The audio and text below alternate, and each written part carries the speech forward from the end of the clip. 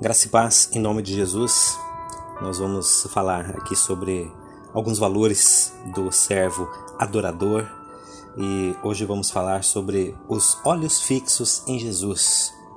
E o texto para nós meditarmos é Hebreus capítulo 12, versículo 1, que diz o seguinte: Portanto, também nós, uma vez que estamos rodeados por tão grande nuvem de testemunhas, livremo-nos de tudo o que nos atrapalha e do pecado que nos envolve e corramos com perseverança a corrida que nos é proposta.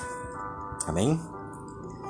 Olha, queridos, a carta aos Hebreus, ela fala no capítulo 11 de inclusive uma linda exclamação sobre a fé e a fé que agrada a Deus. Ela diz: a fé é a certeza do que se espera, a fé é a prova das coisas que não se veem.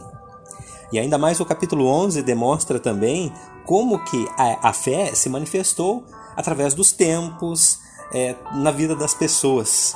E pessoas como nós, inclusive. Pessoas simples, mas pessoas que em obediência e temor a Deus, pessoas que em fidelidade, em esperança no seu futuro, sempre almejaram a pátria celestial, sempre almejaram estar com Cristo, sempre almejaram estar com o Senhor e colocar a sua fé em prática. E lá no capítulo 11, versículo 16, vai estar escrito assim: por esta razão, Deus, ele não se envergonha de ser chamado o Deus deles. Ele lhes preparou uma morada, uma cidade, uma habitação, um lugar. Agora no capítulo 12 de Hebreus, o Senhor, ele nos convoca a nós estarmos olhando para essas testemunhas descritas lá no capítulo 11. E ele nos chama para nós iniciarmos uma luta contra tudo o que atrapalha essa nossa comunhão com ele, essa nossa exercício da fé com ele. Contra tudo o que nos atrapalha e o pecado que nos envolve, a fim de nós corrermos uma corrida proposta por Deus, sempre tendo os olhos fixos em Jesus. Agora, como que eu vou correr essa corrida que Deus propõe para mim olhando para Jesus? E a resposta é simples, olhando para Jesus. A gente precisa considerar a alegria que foi prometida para nós. A gente precisa considerar a eternidade com Ele no céu. A gente precisa considerar também que as nossas lágrimas, elas serão enxugadas. A gente precisa considerar que nós almejamos uma vida plena, uma vida que a gente pode ter com Cristo hoje, inclusive. Uma vida repleta de paz, de esperança, apesar das circunstâncias hoje serem tão adversas no momento que estamos passando. Mas o versículo 4, capítulo 12, versículo 4 diz o seguinte: segundo, precisaremos resistir ao pecado até o ponto de derramar o próprio sangue. Olha só, queridos, para nós olharmos para Jesus, é preciso resistir ao pecado até o ponto de derramar o próprio sangue. O Senhor, ele deseja, ele quer que a gente seja uma geração inconformada com o pecado. Ele quer que a gente seja uma geração inconformada com as propostas do mundo, com as coisas do mundo.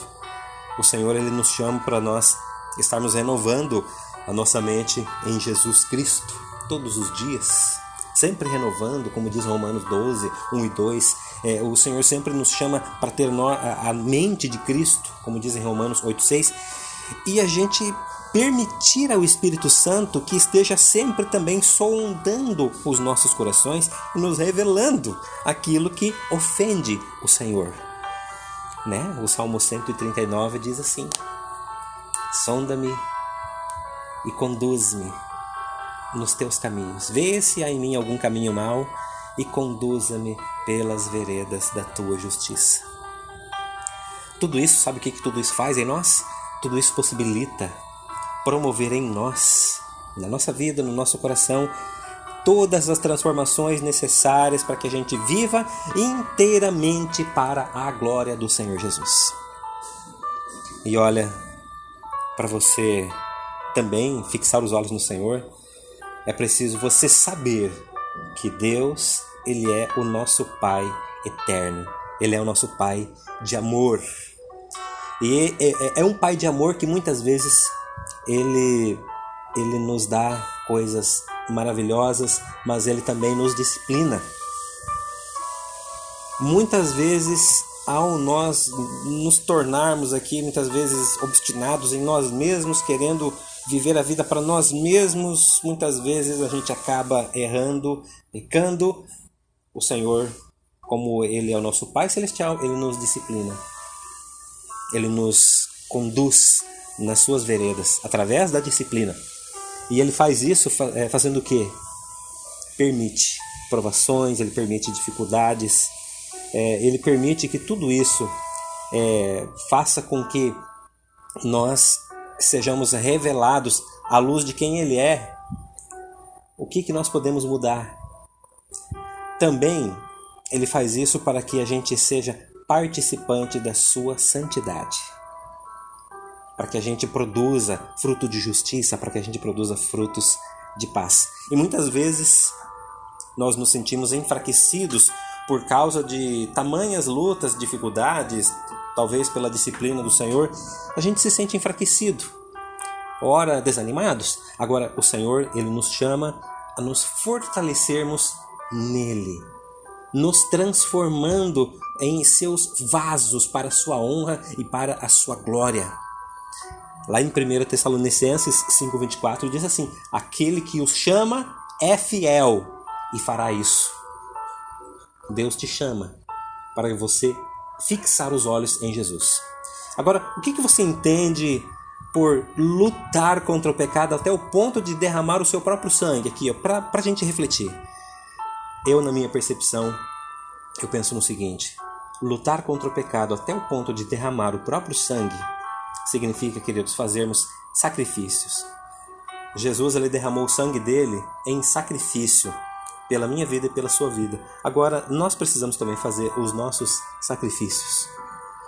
Sacrificar a nós mesmos e seguir com Jesus, para que nós não estejamos vivendo, cometendo erros e pecados e mais pecados.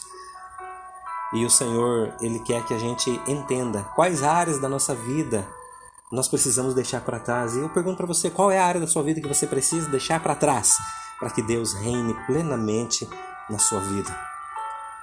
E saiba disso, queridos, no Salmo 51, versículo 7, diz que o Senhor, Ele ama o coração quebrantado e contrito. Ele ama o coração que se arrepende. Então coloque-se diante de Deus para buscar o perdão do Senhor em arrependimento. Busque a renovação do Senhor. Busque viver uma vida, busque caminhar, fazer a sua jornada de vida com os olhos fixos em Jesus. Aprenda isso. Que Deus te abençoe e te renove em nome de Jesus. Amém.